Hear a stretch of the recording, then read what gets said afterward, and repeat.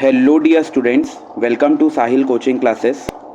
आज हम लोग class 11th accountancy chapter number 3 that is theory base of accounting, इसके मिशन 100% सीरीज़ के अंदर question answer, fill in the blanks, वो MCQ, ये सारे क्वेश्चन को डिस्कस करने वाले हैं।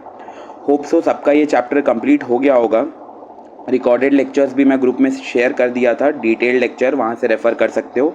और जिनको कुछ भी पॉइंट में लैग कर रहा होगा, इसका रैपिड रिवीजन भी अपने चैनल में डाला हुआ है, साहिल कोचिंग क्लासेस चैनल में।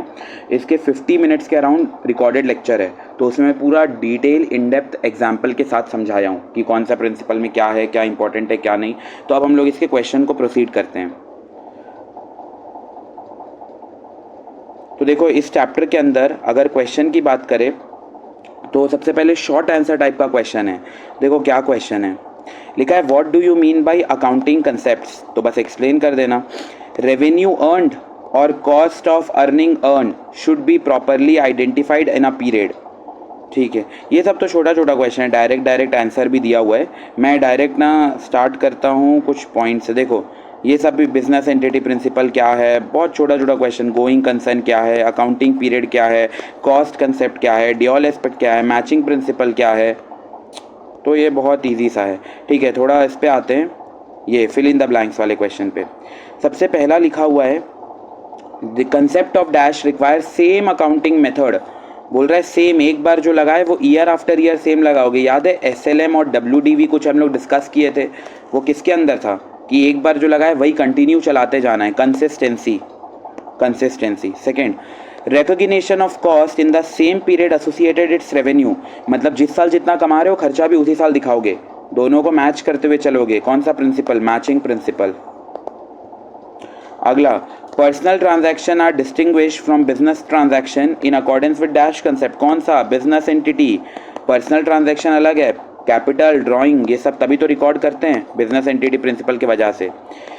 If a firm believe that some of its debtor may default, firm सोच रहा है कि मेरे कुछ डेटर्स ना डिफॉल्ट कर सकते हैं, पैसा देते टाइम मुकर जाएंगे, नहीं देंगे बोलेंगे, it should act by making sure that the possible losses are recorded in the books. तो फर्म बोल रहा है मैं इसके लिए पहले से रिकॉर्ड करके चलूंगा जो भी फ्यूचर के लॉसेज है। तो याद करो एक पॉइंट था, don't anticipate for profit but provide for all possible losses. कौन सा था? प्रूडेंस। प्रूडेंस का दूसरा नाम क्या है? कंजर्वेटिज्म। ठीक है, अगला लिखा है the fact that the business is separate and distinguishable from its owner. ये कौन सा कंसेप्ट में बोलता था? Business entity. हम लोग तो पढ़े थे ना पहले ही पॉइंट की, ओनर और बिजनेस दोनों सेपरेट है, अलग अलग है। Every time a firm owes it also owe out to somebody, this coincidence is explained in which concept. बोल रहा है फर्म जब भी ओव करेगा, मतलब फर्म जब पैसा लेगा तो कहीं ना कहीं किसी और का ऐसा दिखेगा कि वो किसी को पैसा दिया है। मतलब मैं अगर किसी से पैसा ले रहा हूँ तो कहीं ना कहीं ऐसा दिखेगा उस आगे वाले पर्सन के बुक में कि वो किसी को पैसा दे रहा है। तो ये कब होगा? Dual aspect. ड्यूअल एस्पेक्ट तो बोलते ही है एक ट्रांजैक्शन के दो हेड्स होंगे, एक डेबिट होगा एक क्रेडिट होगा और दोनों इक्वल होगा। Clear? Dash concept states that straight line method of depreciation हर साल चलेगा, वही consistency. A firm hold it stocks, firm में hold stock which is heavily in demand. Firm अपने पास, एक बिजनेस है, वो अपने पास स्टॉक रखा था जो अच्छा खासा डिमांड में था। Consecutively the market value of the stock में बी इंक्रीजिंग, मार्केट वैल्यू उसका बढ़ रहा है। Normal accounting procedure ignore. Normal accounting बोल रहा है कि हम मार्केट वैल्यू पे रिकॉर्ड नहीं करेंगे, जितने पे खरीदे हैं उतने पे रिकॉर्ड करेंगे, भले वो कम है लेकिन उस पर भी रिकॉर्ड करेंगे। कौन सा था पॉइंट ये जो बोलता था कि हम लोग को जो फ्यूचर में लॉस होने वाला है उसके लिए पहले से तैयार रहो। फ्यूचर में जो लॉस होने वाला है उसके लिए पहले से तैयार रहो, क्योंकि अगर मान लो अभी तो बढ़ रहा है लेकिन अगर कल को गिरे पड़े हालत में कम से भी कम मिला तो भी कितना मिल जाएगा? कॉस्ट का रेट मिल जाएगा, मतलब प्रूडेंस कंसेप्ट। प्रूडेंस कंसेप्ट इसमें मैं एग्जाम्पल भी लिखवाया था, याद हो तो, कॉस्ट और NRV which ever is lower वाला, ये भी हो गया। अगले पे आते हैं, लिखा है हमारा जो मैनेजमेंट है वो निहायती बदतमीज़ है, इनकॉम्पिटेंट है, ढंग का है ही नहीं, बट फर्म के अकाउंटेंट उसको रिकॉर्ड नहीं कर पा रहा है because of which concept? Money measurement, क्योंकि मनी में तोला नहीं जा सकता। फिर ये ट्रू और फॉल्स है, तुम लोग ट्राई करके देखना, बन जाएगा, बिल्कुल टफ नहीं है। ठीक है, ये टोटल 10 पॉइंट्स है, ट्राई करके देखना। जिस भी पॉइंट में डाउट हो, ध्यान से सुनो, जिस भी पॉइंट में डाउट हो तो मेरे को पर्सनली मैसेज ड्रॉप कर देना, तो मैं तुम लोग को ऑडियो में इसका एक्सप्लेनेशन शेयर कर दूंगा। क्लियर है? खुद से ट्राई करना, स्क्रीन को पॉज करो और खुद से ट्राई करके देखो कि इसमें से क्या ट्रू है और क्या फॉल्स है। चूज द करेक्ट ऑप्शन वाला ट्राई करते हैं। चूज द करेक्ट ऑप्शन वाला ट्राई किया जाए। लिखा है as per income tax accounting period. Accounting period कब से कब तक होता है? 1 अप्रैल से लेकर 31 मार्च।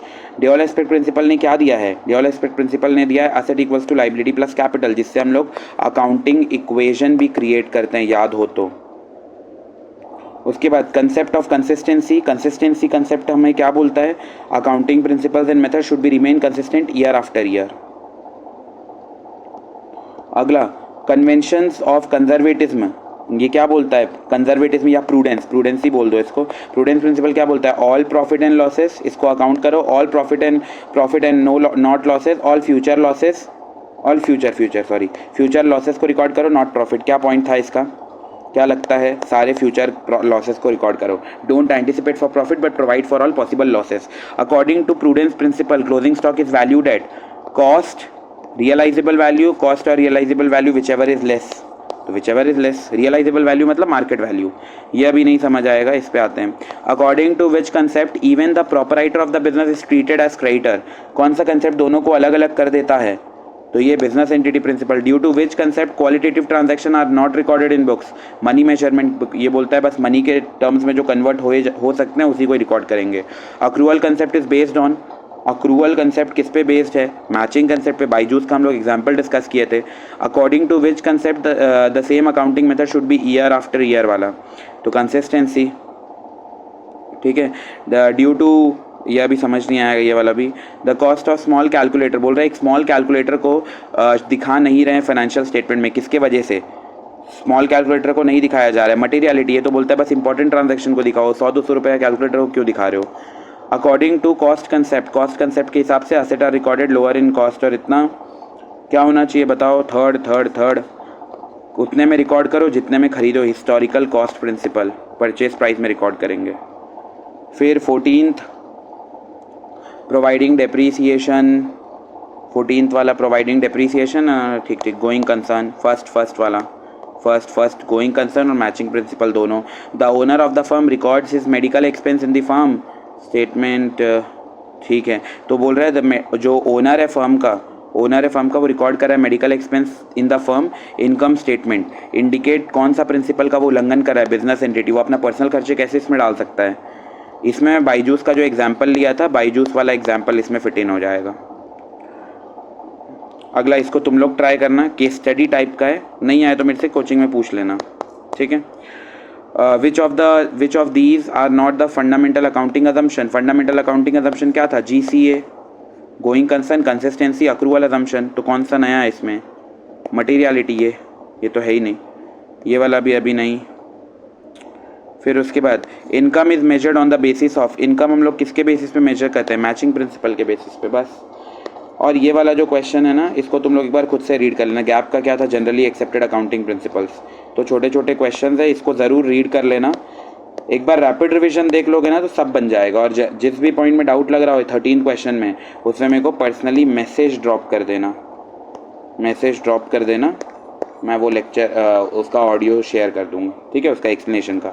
तो किसी को भी ये नहीं होना है कि नहीं बन रहा है तो आंसर दे के ख़त्म करें, मेरे को पर्सनली मैसेज ड्रॉप कर देना, मैं ऑडियो शेयर कर दूंगा। तो यहाँ पे अपना चैप्टर नंबर 3 ये जो थियरी बेस ऑफ अकाउंटिंग था, इसका भी क्वेश्चन आंसर कंप्लीट होता है। होप सो सबको समझ आया होगा। Thank you.